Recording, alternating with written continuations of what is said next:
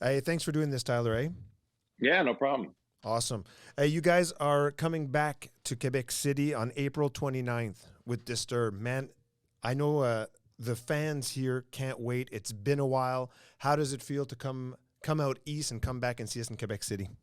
Well, it's kind of sad because I feel like the only thing that gets us to Quebec City is opening for Disturbed. It's kind of like, man, how come we never play there? Yeah. We haven't been there in a while. It's kind of like, well, I guess we could say at least we're coming back.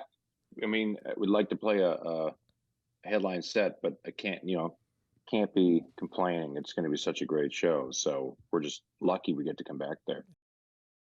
How did this tour come about with the guys from Disturb?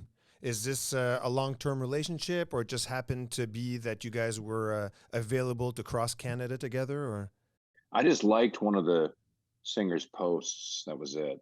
No, uh, no, I don't know. I just got an email from. It's something we've been trying to do in Canada for so long. I mean, we've been headlining in Canada for pretty much forever since yeah, day one. We've never really gone out on a package tour where we're supported. I don't think ever.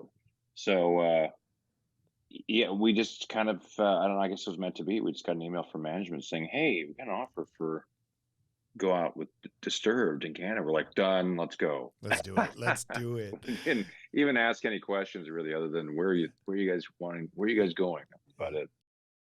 You guys have toured the world, you've played everywhere, but being a Canadian band, how special is it to take a bit of time and say, you know what, we're going to go see the fans coast to coast and we're going to go across the country? How special is that for a Canadian band?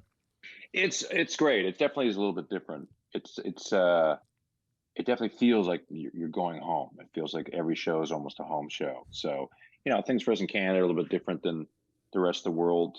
We definitely feel like tourists when we go everywhere else. But yeah, even when we go play like Quebec City or Halifax or Yeah. Ottawa, we definitely feel like this is it. We're back. We're back. Yeah, Yeah. that's cool.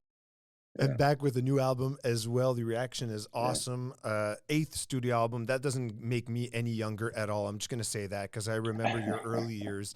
The album was recorded in Sweden. How did that choice and that project come about, and the decision to say, let's go overseas, let's go to Sweden and put this together? I think it was a half joke. Our last record we did in London, and the producer's like, the next one we should do in Sweden. Oh And I yeah. think he was like half joking. I think at the time he was looking to purchase a studio out there, and I was kind of half joking, saying, "Hey, I want in on that. I want in on that. I want to buy the studio too." Uh, and it was him and the owner of IKEA, who he's really good friends with. So they ended up buying the studio, Atlanta Studios, uh, and and then he just hit us up, and I was like, I thought we're going to Sweden, and he was like, "That's right, let's go. Now we can go." So it all just worked out perfectly, and man, what a great choice! Because being in Sweden for 5 weeks was phenomenal. Did you get in on the deal? I did not get in on the deal. No, They not part owner of a studio in Sweden. they screwed me on the deal. I did. I think I was something I said because this place is this historic Atlantis is this historic, beautiful uh, vintage studio with some massive reverb rooms, famous reverb chambers that they've actually turned into plugins now. And the first thing I said, I'm like, if I tear those down and make writing rooms, and they thought that was the most disgusting thing I've ever said. And like, yeah, I probably did it. Probably not a good suggestion. Tyler, man, I got to tell you, Dinosaur is getting crazy reaction here. It is one of my favorite songs that we are spinning here at Boulevard, and like, congrats on that. I can tell you right now, when you guys play this song on April 29th, it's going to get great reaction in Quebec City. I can tell you for sure right now. The song's about, a warning, messing this whole thing up. That's what we're doing, man. Is that what's going on in the world socially and otherwise a main source of inspiration for the band's writing? Yeah, a little bit. It's hard to get away from it. I think, the album writing came during the pandemic, so there's not a lot of wonderful positive things to think about. So it's hard to actually try to stray away from that kind of thinking, because you don't want to have a whole record full of these dark, miserable ideas. So, but that was, I think, the first song written, Dinosaur. Oh, yeah. So it makes sense for it to be about like, man, is this it for us? What's going to happen? I don't know. It's kind of a cynical song, but it's also kind of a fun one. Is you brought up the pandemic because the creative process was during that time. Can we, like, have we turned the page? It was a rough few years for everybody. It was a rough few years for bands, artists. Is it back to normal? Are things as a band back to normal? Yeah, 100%. And they're probably better than they have ever been. I think that you get some time to process. We have weird jobs and we don't stop. Nothing ever stops. We call it the machine.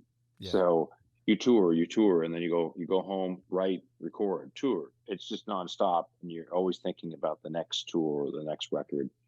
So when you're sitting at home for, I think it was like a year and a half, we just sat there without one show. You do you think a lot about, man, like, I'm not going to complain as much. It's like when you go backpacking through a third world country, you're like, you become a changed person when you come back home. You're like, oh, Starbucks, Yeah. So I think that was kind of how we were when we went back on tour. We're like, we love every minute of it. We love our fans. So let's hope we hold on to that and don't become like, start complaining about stupid things again. Yeah, good to put things in perspective, either personally or professionally as a band. Let's talk about the creative process for Theory of a Deadman a little bit. Is there I don't want to call it a recipe, and I don't necessarily want you to give it away if there is one, because it's working for you guys. But is there a recipe to putting together songs for the band and good songs for the band, or is it wide open when you guys decide, okay, let's get together and create for a new album? It's kind of wide open. Yeah. There's no formula in the way I work on a song, because actually this record, it kind of went back to the first album. Like the first album, I would write riffs or have a song title, like Invisible Man off our first record. I think I had the riff and the song title, and that was it, no lyrics. So this album was kind of like the same. It was like Dinosaur, Ambulance. Those couple songs were just like riffs and song titles. I'm like, I really liked that song and the title Dinosaur. What would that sound like? Try to write a riff that sounds like a dinosaur. So everything's different. There's no formula. It's just kind of everything, whatever happens, happens.